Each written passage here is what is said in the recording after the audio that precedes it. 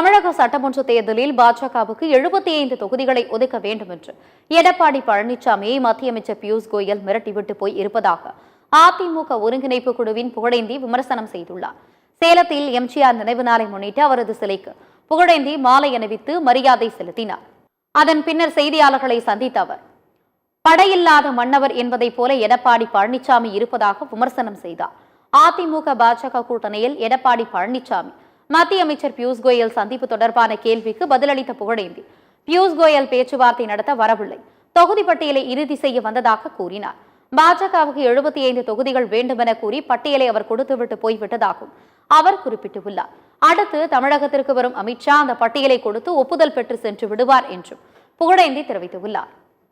குடியா இந்த சீட்டை அன்னைக்கு எப்படி கூட்டணிக்கு ஒத்துக்கிட்டியோ அது மாதிரி இதை கொடுன்னு கேட்டாங்க. கொஞ்சம் நம்ம தகராறு பண்ணாராம் பழனிசாமி. இல்லை இது இப்படி அது அப்படின்னாராம்.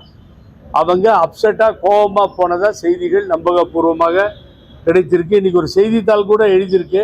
ஆகவே 75 சீட்டில் பாரதிய ஜனதா கட்சி அடம் பிடித்து நிற்கிறது. ஆகவே பழனிசாமி அப்புறம் அமித்ஷா நெக்ஸ்ட்டு வரப்போகிறாரு. ஹோம் மினிஸ்டர் வந்தார்னா அவோ बैठो साइन करो, साइन ले लो, फाइल ले लो அப்படின்னு கூப்பிட்டு மிரட்டி டெல்லியிலும் இங்கேயோ உட்காந்து சைனை வாங்கிட்டு விட்டுருவாங்க. 75 சீட்டை கொடுத்து தான் அவனுக்கு பழனிசாமி வேறு வழியே கிடையாது.